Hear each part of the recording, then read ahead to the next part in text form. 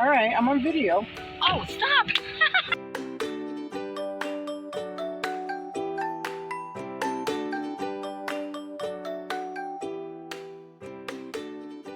So here I am up the other end of the bog. I am picking blueberries. I discovered quite a few more bushes than I have in the past. I'm picking, well, I've already picked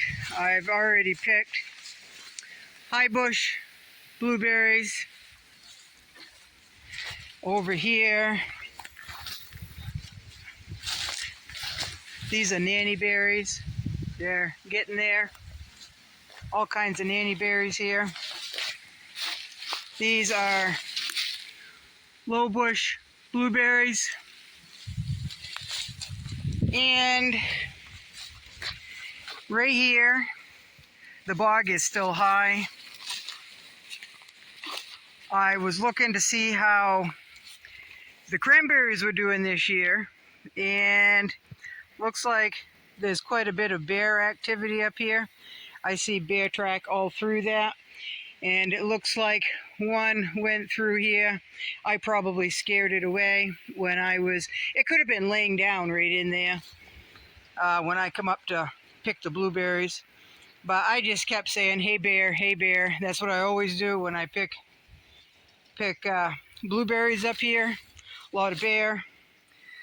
But I think they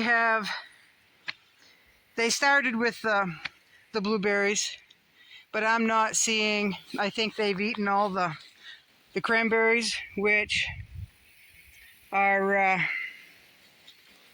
they should be white. They should be small and white right now. They should be all out of blossom, but where we've had so much rain, I'm not quite so sure, but we'll see.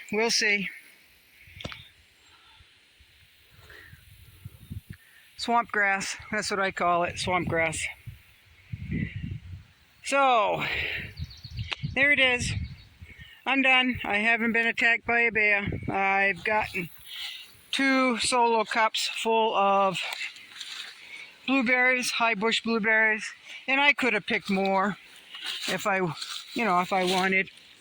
Like, there's low bush right there, but in my opinion, the low bush, they're all wild, but they don't have as much flavor as the high bush.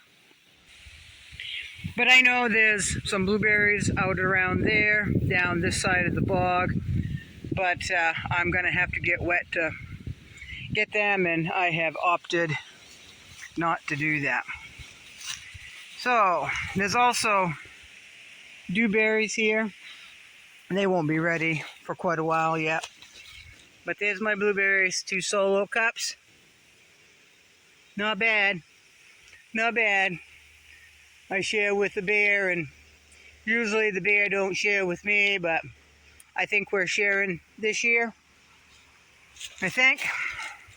Seems this is the first year in 2 or 3 that I've been able to get this many blueberries up here. So also up here are bunch berries. Bunch berries, they're kind of bland in taste. They're not quite ready yet. There's a lot of white on them. Here's a little bit more, bigger one. Well, if I can get a hold of it. If I can get a hold of it. There we go. A lot of berries. Let me pick these, because there's blueberries in here too. But these aren't ready yet, but they have a significant seed in there. They're a little pulpy. They're good to eat if you're starving. That's about the only way I would really eat them. There's another blueberry, low bush. So there's bunchberry, dewberry, cranberry, blackberry, blueberry, strawberry, and raspberry.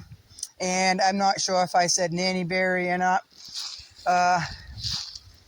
all through here. So there's a lot of food for the bear right now. And if I want to have a snack, then I've got to beat the bear to the berries. And a lot of times I don't get a chance to do that. But see, there's blueberries, dewberries, which right there. Dewberries, little tiny things. They will resemble blackberries. There's all kinds of berries here, folks. No one should ever starve this time of year at all. No one should ever go hungry. There's a lot to eat out here.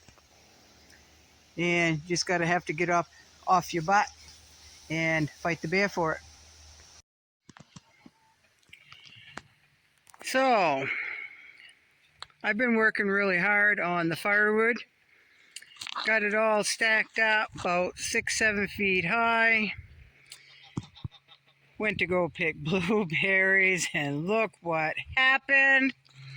My pile fell over. So that's all right. It is what it is, and I'll just have to restack it a little bit better next time maybe. This was a quick stack,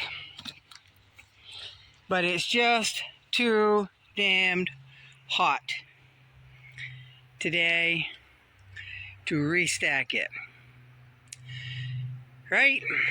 So that'll give me something to do next week, as if I didn't have anything to do, guys. But there it is. There's a little bit of cherry in there. I've got some kindling here. I've got a lot of beech and maple in there. And how I stack the ends, of course, you know, this didn't fall, is when I have big blocky wood, I make some flat pieces that fits in the stove very, very nicely. You can fit a lot of flat pieces in and have it burn for a very long time. See, some of those are 6 inches through, a good 8-10 inches wide, nice and flat. But I put a piece of tie pire on there because we just got a pile of rain, and where I'm so late, I stacked the wood a good 5 feet between tiers. And some of this was cut, like that darker ended stuff, that was cut back in about May and just stacked up. Finally got to splitting it, right? I didn't see that. I don't know why, but I didn't. And I stacked my wood on 2x4s, actual 2x4s, not 2.5, 2 3/4, 1.5, 1 3/4, actual 2x4s. Some that we cut on the sawmill. And that right there is cherry. That was a big old cherry. And again, there's a lot of maple. There's some birch. There's a lot of beech. I like burning beech.